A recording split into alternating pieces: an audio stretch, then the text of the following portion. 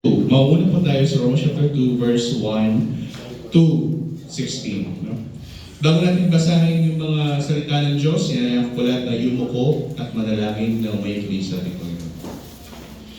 Ama, sa pag-aaral ng iyong mga banal na salita, amin pong dinudulog sa iyo ang aming mga puso at isipan na nawa ito'y malinis upang maintindihan namin ang pag-aaralan namin ngayong umaga na ito. Nawa, paunawa mo sa amin, mahal na Panginoon, at kami mga tao lamang, kami nagkakasala, kami ay marumi sa iyong harapan ng pagkasahan. Ngunit dahil sa iyong dakilang biyaya, kami ay narito, naintindihan namin ang Ebanghelyo, nakilala ka namin na higit na ikaw ay dakila sa lahat at nararapat na ikaw'y sambahin, purihin at walhatiin sa aming buhay. Sa pag-aaral ng mga banal na salita, O Diyos, so ay ito'y maging pagpapala sa bawat isa at idudulog namin tungkol sa lahat ng lahat sa pangalan ng aming Panginoong Kristo. Amen. Basahin natin kapatid, buksan natin ang ating Biblia sa Romans chapter 2, verse 1 to 16. Babasahin ko po ito sa Tagalog version, ang dating Biblia, pero ito ay yung revised version, which is 2001 version. Ang hawak ninyo marahil ay yung old version, which is a 1905 na version. That is like 200 years old na po. No? So, babasahin natin yung Biblia ngayong umaga na ito. Tapos, i-explain po natin isa-isa kung saan natin maintindihan. Bibigyan ko po yun ng konting summary ng Romans chapter 1. Nalaman natin sa Romans chapter 1, mga kapatid, na nakita natin na noon ay inilalarawan ni Apostol Pablo na ang sanlibutan na ito ay puno ng kasalanan at yung mga tao, regardless kung sila ay Hudyo o yung mga Israelita o yung mga Hentil o yung mga hindi Israelita o hindi nabigyan ng kautusan ni Moises, lahat ay nagkakasala. No? Walang matuwid ni isa. At nalaman natin na itong mga tao na ito ay ibinigay na ng Diyos sa kanilang mapagpalalong buhay. Kung ano man yung kasalanan na ginagawa sa kanilang buhay, kung sila ay magnanakaw, kung sila ay mga ngalunya, kung sila ay mamamatay tao, kung ano pang ginagawa nilang kasalanan, ibinigay na ng Diyos sa kanila ang kahatulan at hinayaan na sila sa estadong iyon. Kumbaga, hindi na sila binago ng Diyos at mamamatay na sila na ganoon din ang kanilang estado, isang makasalanang tao sa harapan ng Diyos. That is Romans chapter 1. At ngayon kapatid, tututuloy natin sa Romans chapter 2. At ito'y papamagatan natin ang hatol ng Diyos na ayon sa kanyang mga katotohanan na ibinigay sa atin. Basahin natin kapatid. Kaya't wala kang may dadahilan, sabi ni Pablo, o tao, maging sino ka man na humahatol, sapagkat ang paghatol mo sa iba ay ang iyong sarili ang hinahatulan mo. Sapagkat ikaw na humahatol ay gumagawa rin ng gayong mga bagay. Subalit nalalaman natin na ang hatol ng Diyos sa kanila na nagsisigawa ng gayong mga bagay ay ayon sa katotohanan. No? Ito kapatid ang sinasabi sa Biblia na ang humahatol daw sa kapwa niya tao ay parang hinahatulan din niya ang kanyang sarili. Una, makita na dyan na hindi kaway natin na tanging ang Diyos lamang ang may kapangyarihan at may karapatan humatol ng buhay ng tao. Wala po kami sa lugar na sabihin namin sa inyo na hindi kayo ligtas. Ni wala man kami sa lugar na husgaan namin, watulan namin kung ano yung ginagawa ninyo sa mundong ito. Tanging ang Diyos lamang ang may alam noon, tanging ang Diyos lamang ang may alam ng inyong puso, at tanging ang Diyos lamang ang may kapangyarihan at may karapatan humatol sa tao. Kaya sabi dito ni Pablo, kahit mga Hudyo na ibinigay na sa kanila yung kautusan ng Diyos, ay hindi maaaring hatulan yung mga Hentil o yung mga makasalanan. Hindi pa rin sabihin ng Hudyo o hindi pa rin sabihin ng isang Kristiyano na yung tao na yun ay mananatiling patay at siya ay mananatiling sa kanyang estado magpakailanman. No, nasa Diyos ang kapangyarihan na humatol kung sino ang nais niyang maparusahan pagdating ng panahon Kaya sabi ni Pablo rito, kapatid, na kung sino man yung kumakatol sa kanyang kapwa-tao, siya rin naman ay parehong kahatulan ng Diyos. No, dati kapatid, nung kami ay nag-meeting, although this is a closed door meeting, na kasama yung ating pastor at together with our old elders of the church and dating iglesia, na nagkaroon ng diskusyonan kapatid. Hindi ko na sasabihin yung diskusyon sapagkat this is private in nature. Pero mayroong isang kapatid doon na nasa bulwagan na iyon na sinabi niya sa ating pastor noong oras na yun, na hindi siya maliligtas dahil sa kanyang paniniwala. Noong oras na yun kapatid, hindi matanggap ng ating pastor yun. Sapagkat alam natin kung tayo ay na kay Kristo, tayo ay ligtas na, hindi po ba? Anong mga oras na yun kapatid? Of course, kung maririnig mo yun, anong iisipin mo? Sino ka ba o tao para husgaan o hatulan ang aking kaluluwa? Ganun din kapatid na sinasabi dito ni Pablo, ang tao ay walang kapangyarihang humatol ng kaluluwa ng tao. Tanging ang Diyos lamang ang nakakaalam kung sino ang kanyang hatulan. Bakit? Sa verse 2. Subalit nalalaman natin na ang hatol ng Diyos sa kanila, sa mga tao, na nagsisigawan ng gayong mga bagay ay ayon sa ano?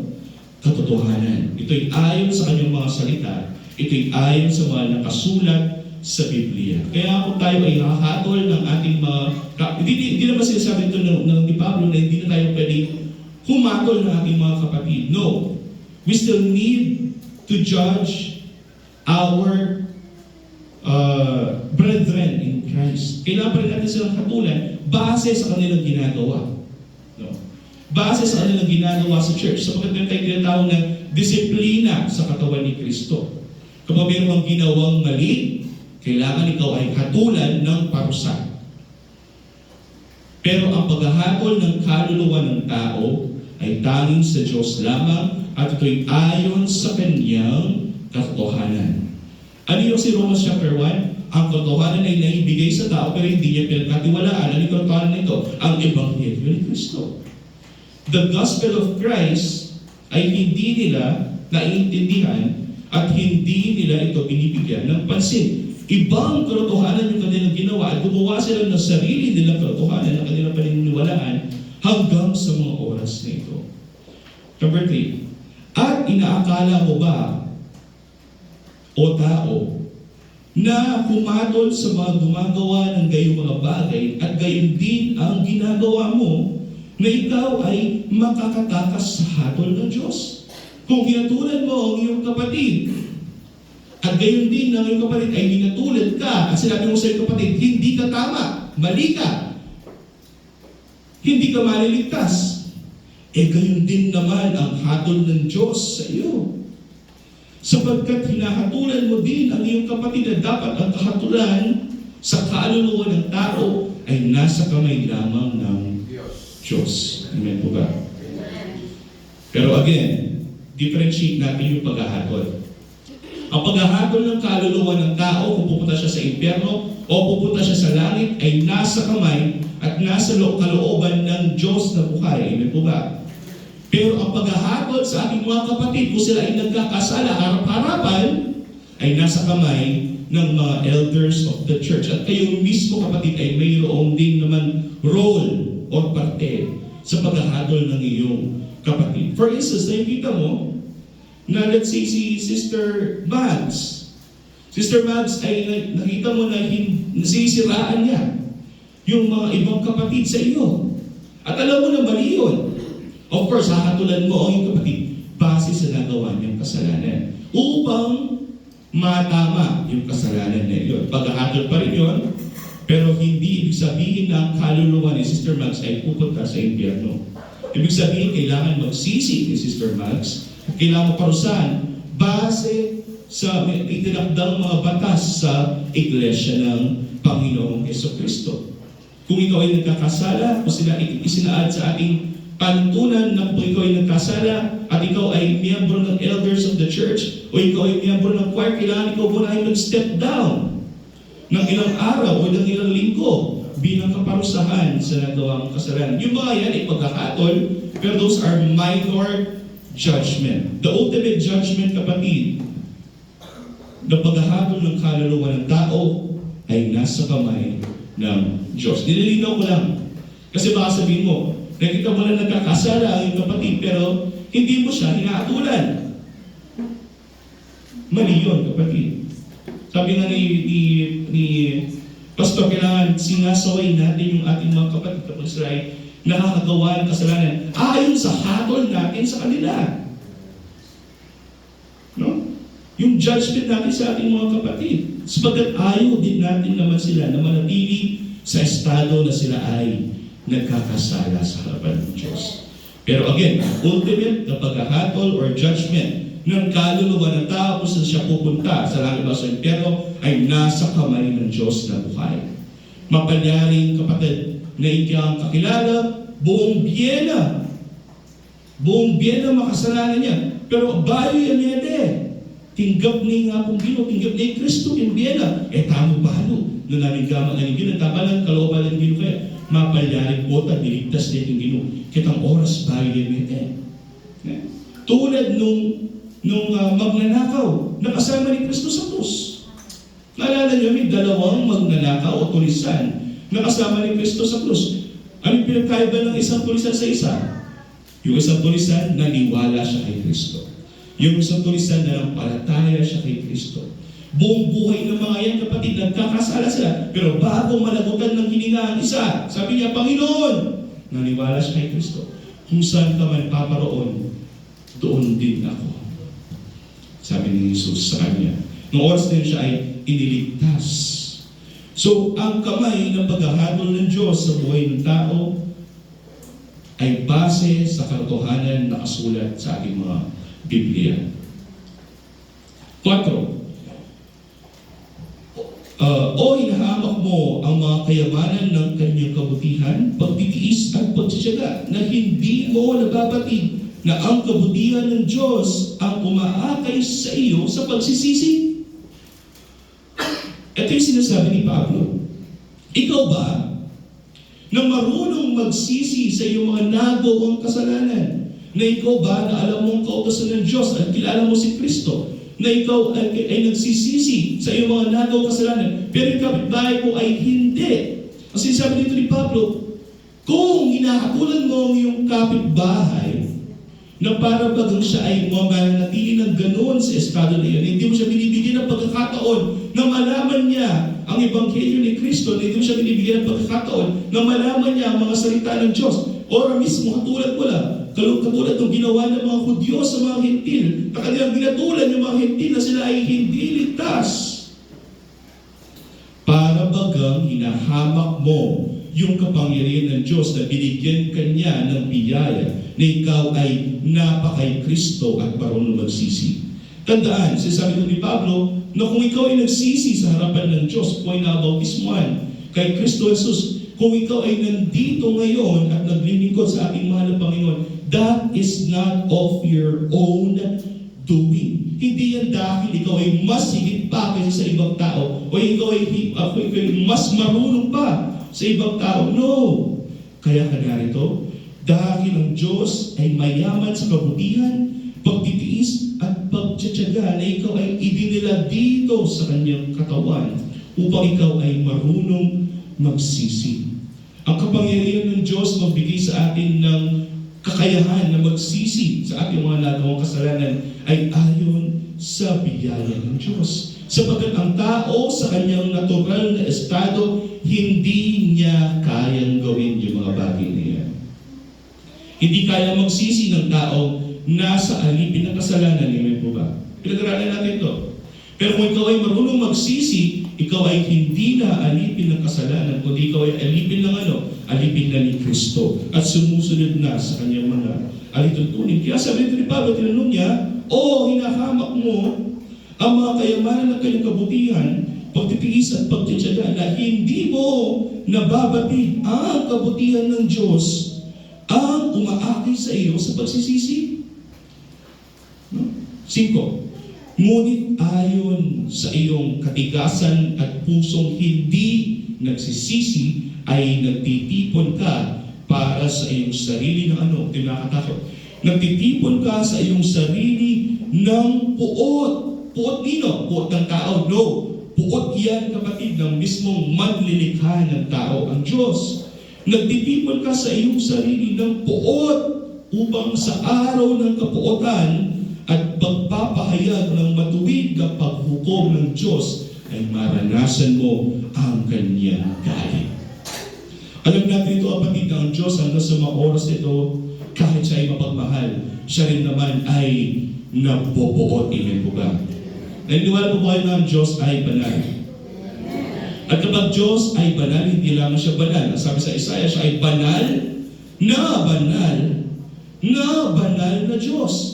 So lahat ng mayroong kinalaman sa ating Panginoon, sa ating Diyos ay banal. Kahit ang kanyang puot sa tao ay banal.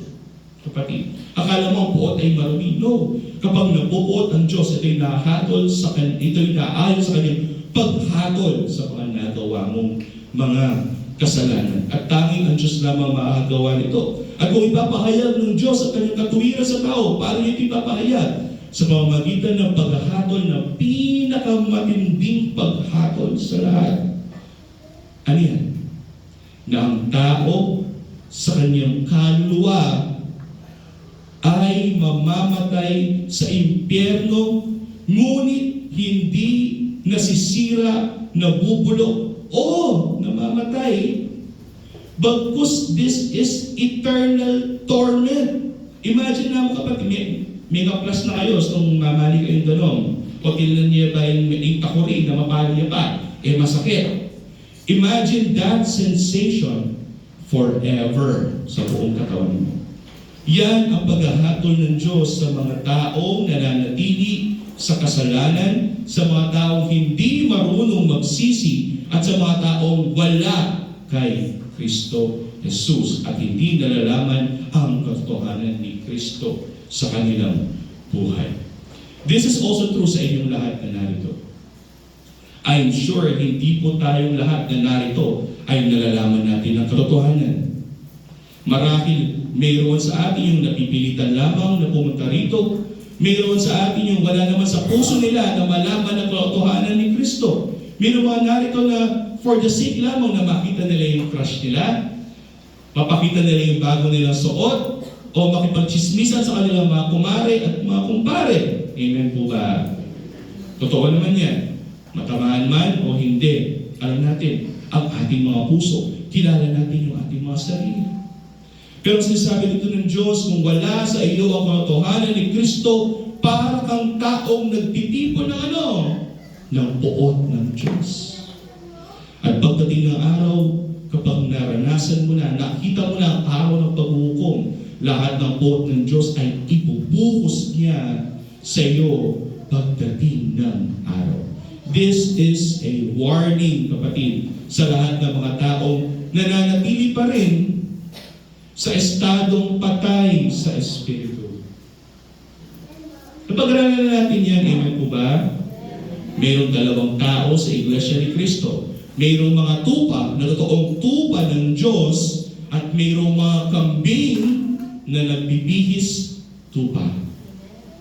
May mga kambing na nagpapanggap lamang ng mga tupa ng Diyos. At dito, kapatid, sinasabi ko na sa inyo, kung kayo'y mananatili sa estadong yan, ang puot ng Diyos ay ibubuhos sa iyo pagdating ng araw. In fact, ito ay nasa ilalim na ng puot ng Diyos. Tinitipon mo na lang, kapatid. Para baga mayroon ka savings account sa Diyos, pero hindi blessings yun na makuha mo sa Kanya, kundi ano? Sumpa at galit. Yun ang nakakatakot. 6. Ano gagawin ng Diyos sa bawat taong yan? Kanyang gagantihan ang bawat tao ayon sa kanyang mga gawa. Sa kanila na sa pamamagitan ng pagtsatsaga sa mabubuting gawa na naghahanap ng kalwalatian at karangalan at mga kawalan ng kasiraan, ay magbibigay siya ng buhay na walang hanggan. May dalawang klaseng tao dyan. Yung tao daw ay hatulan ng Diyos ayon sa kanyang mga gawa. At mayroong mga tao na sa pamamagitan ng kanilang pagtsatsaga sa mabubuting gawa na naghahanap ng kalwalatian at karangalan at ang kawalan ng kasiraan ay magbibigay siya ng buhay na walang hanggan. So may mga tao na mananatili sa estadong patay at may mga tao na gagawa ng mabuti sa ngalan ni Kristo na maghahanap ng kalwalatian, hindi ayon sa kanila kundi kalwalatian ng Diyos, karangalan ng Diyos. At ang karangalan hindi nasisira o yung mga bagay na hindi nasa lupa kundi mga bagay na nasa langit ang kanilang hinahangad. Sila yung mga taong bibigyan ng Diyos ng ano? Buhay na walang hanggan. 8. Samantalang sa kanila na makasarili at hindi sumusunod sa katotohanan, kundi bagkus ay sumusunod sa kasamaan, ay para sa kanila ang puot at galit. Dalawang klase ng tao. Ang taong na kay Kristo na gumagawa ng mabuti ayon sa katotohanan ni Kristo, at ito'y ginagawa nila para sa ikakalwalhati ng ating Panginoon, para sa ikakapuri ng ating Panginoong Jesucristo, na hindi sila nagnanais ng mga bagay sa mundong ito, kundi ang ninanais nila yung mga bagay na hindi nasisira. Ito yung mga bagay na nasa langit, ito yung mga espiritual na bagay sa kanila ang buhay na walang hanggan. Samantalang mayroon din mga tao na mananatili sa kanilang sarili, yung mga makasarili, kapatid. Although gumagawa sila ng mabuti, ginagawa nila ito upang iligtas sa kanilang mga sarili, ginagawa nila ito upang ipakita sa buong mundo ang kalwalatian ng kanilang sarili, at itataas ang kanilang sarili, at hindi sila sumusunod sa katotohanan ni Kristo, sila ay makatanggap ng galit at puot ng Diyos. This is in terms of general, kapatid, sa pamumuhay, kahit mismo sa mga Kristiyano ngayong oras na ito. May mga Kristiyano na ganyan na sa kanilang makasariling paghahangad ng kaligtasan, ipinapagtrabaho nila ang kanilang sarili. Huwag po tayong ganyan. Ni huwag tayong mag-isip ng ganyan sa harapan ng Diyos. Amen po ba? 9. Magkakaroon ng hirap at bigati sa bawat kaluluwa ng tao. Again, sabi ko nga kanina, ang paghuhusga o paghahatol ng tao ay base sa kanyang mga ginagawa. Pero ang paghahatol ng kaluluwa ng tao kung sa siya pupunta ay nasa kamay mismo ng Diyos. Kaya dito, sinabi ni Pablo, magkakaroon ng hirap at bigati sa bawat kaluluwa ng tao na gumagawa ng kasamaan, unay sa Hudyo at gayon din sa mga Griego. Ang sinasabi nito ni Pablo, hindi na tinitignan ng Diyos kung ikaw ay Israelita o hindi. Wala na sa lahi ng tao ang kapangyarihan ng kautusan ng Ebanghelyo. Bagkus ang paghahatol ng Diyos sa tao ay ibinigay na sa lahat ng tao, sa lahat ng lahi ng tao, sa lahat ng uri ng tao, kahit sino ka man sa mundong ito, ang paghahatol ng Diyos ay matatanggap mo. Kahit anong lahi ka pa. Ichik ka man, o Japanese, or whatever, no? Amerikano, ikaw ay makatanggap ng paghahatol ng Diyos. Yes. Subalit, kalwalatian, karangalan, at kapayapaan sa bawat gumagawa ng mabuti, unay sa Hudyo at gayon din sa mga Griego, sapagkat ang Diyos ay hindi nagtatangi ng tao. Kung mahatulan ng Diyos lahat ng tao, mayroon din kapangyarihan ng Diyos na magligtas sa lahat ng uri ng tao. Kahit ang kaligtasan na ibinigay sa mga Israelita, hindi ba kayo nagtataka bakit napunta dito sa Pilipinas? Hindi ba kayo nagtataka na ang Ebanghelyo ni Kristo, kung titingnan sa mapa, ang layo ng Israel, ang layo ng Turkey sa Pilipinas, pero nakarating dito sa atin, sa pamamagitan ni Magellan. Ang Diyos ang gumagawa ng paraan kung sino ang gusto niyang pahaginan mismo ng kanyang Ebanghelyo. Kaya sabi ko nga ngayon, Pastor, nung isang araw, napakaswerte natin mga Pilipino, hindi po ba? Kung hindi ginamit ng Diyos si Magellan na isang mananako, ay hindi natin makikilala ang totoong Ebanghelyo ni Kristo. Marahil tayo ngayon ay sumasama pa rin sa araw, no? Or baka tayo mas inclined sa Muslim faith kasi ang unang ang unang tayo na nakarating dito sa Pilipinas ay ang Muslim faith sa Mindanao. Hindi lang sila nakarating sa Luzon. Mas nauna sa kanila si Magellan. No? Sapagkat ang Diyos ay hindi na nagkakamali ng tao.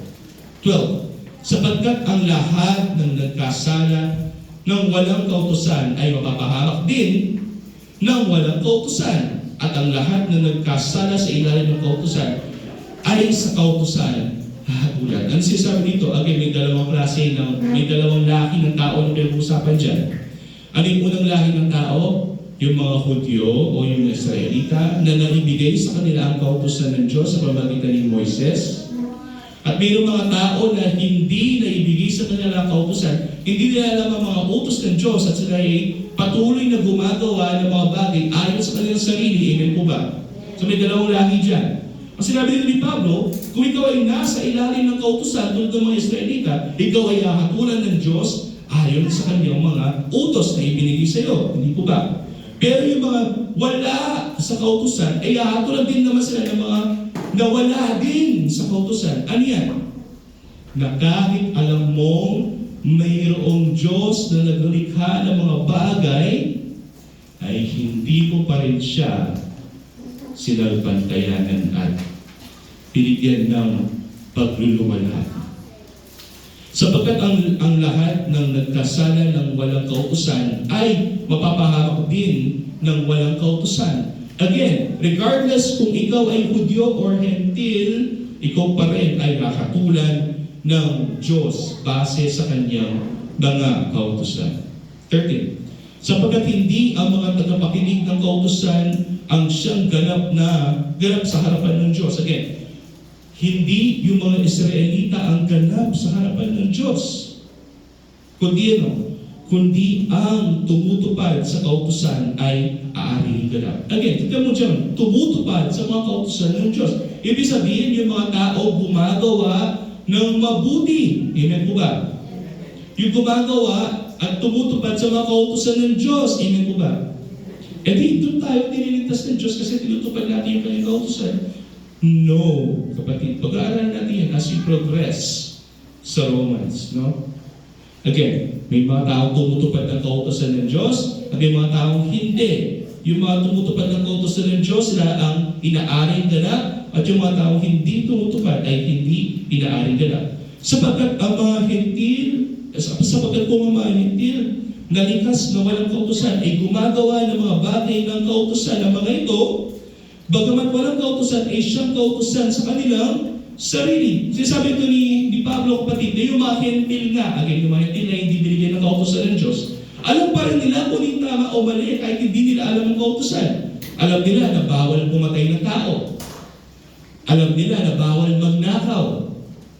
Kahit hindi ibinigay sa kanilang kautusan. Alam nila ito kasi ang kautusan, makita mo dito, malalaman natin dito, na ang kautusan ng Diyos ay isinulat sa bawat puso ng tao. Basahin natin, kapatid. Sapagkat kung ang mga hentil na likas na walang kautusan ay gumagawa ng bagay ng kautusan, wala silang kautusan, pero alam nilang sundin ang kautusan ng Diyos, bagamat walang kautusan ay siyang kautusan sa kanilang sarili. Kanilang ipinakita na ang hinihiling ng kautusan ay nakasulat sa kanilang mga puso, na rito'y nagpapatotoo rin ang kanilang budhi at ang kanilang mga pag-iisip ay nagbibintang o nagdadahilan sa isa't isa. Ito yung sinasabi ni Pablo. Ang bawat tao alam niya kung ano ang kautusan ng Diyos.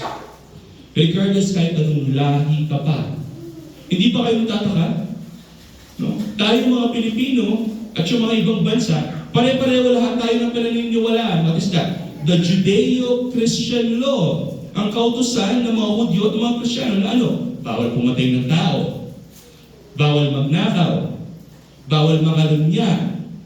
Diba? Yan yung mga batas na ibinigay ng Diyos sa atin. At hindi pa kayo tataka na ito ay alam lahat ng mga tao sa buong mundo. Hindi lamang dito sa Pilipinas, kundi sa buong mundo. Bakit? Kasi sabi ni Pablo, dahil ang kautusan ng Diyos ay naisulat sa bawat puso ng tao.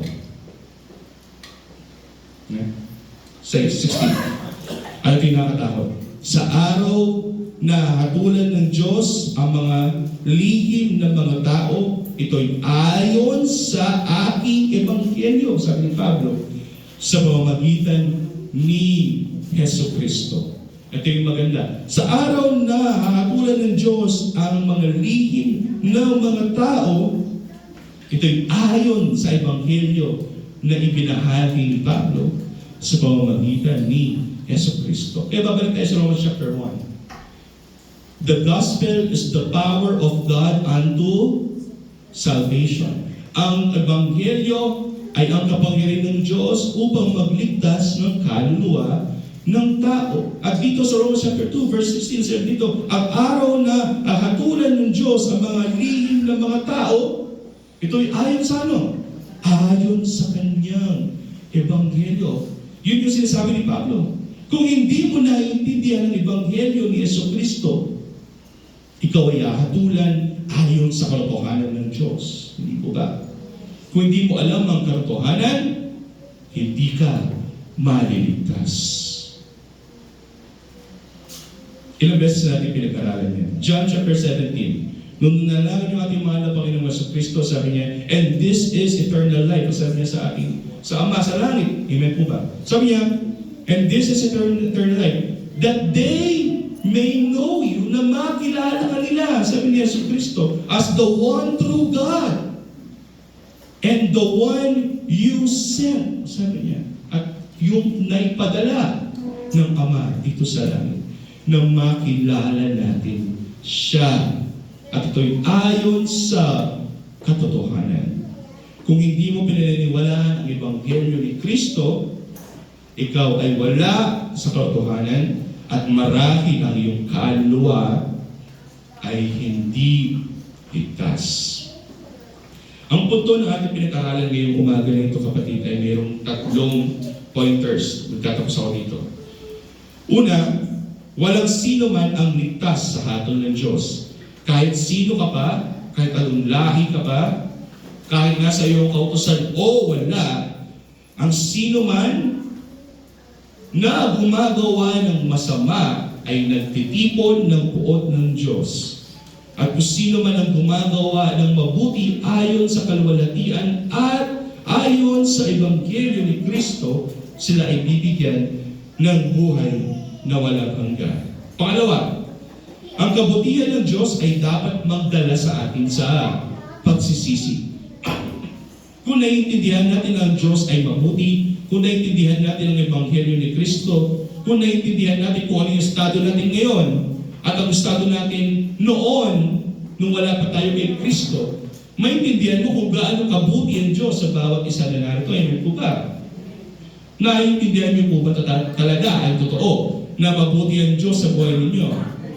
Hindi porket hindi po kayo nagkakaroon ng trabaho, o hindi porket kayo nagkakasakit, o hindi porket kayo ay hindi swerte sa iyong buhay, ay hindi na mabuti ang Diyos.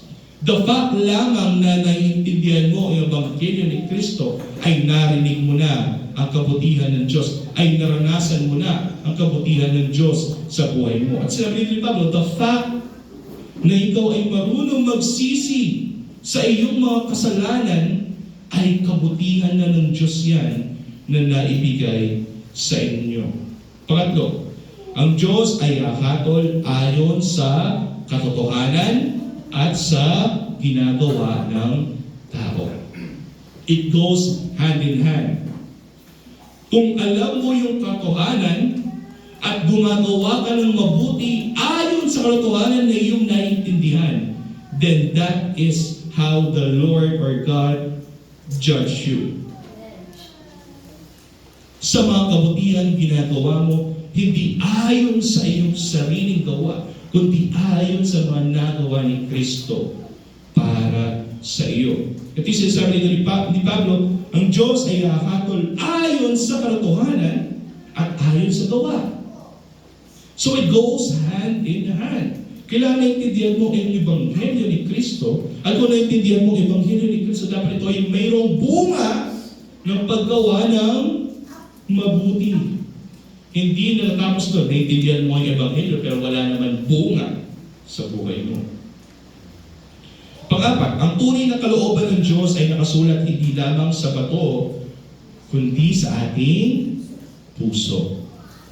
Na ang batas ng Diyos, ang kautusan ng Diyos ay nakasulat sa bawat isa na narito. Kaya alam natin, kahit hindi natin alam yung mga kautusan ng Diyos, alam natin na mali pumatay ng tao. Na alam natin mali na ating kunin yung pag-aari ng ibang tao. Ito mga bagay nito ay isinulat ng Diyos sa puso ng tao upang pagdating ng panahon, wala silang may dadahilan sa Diyos. Sasabihin ng tao kasi kapag hindi niya alam ang kautusan nito, sabi niya, Panginoon, bakit mo ako hinahatulan? Hindi ko naman alam ang iyong kautusan.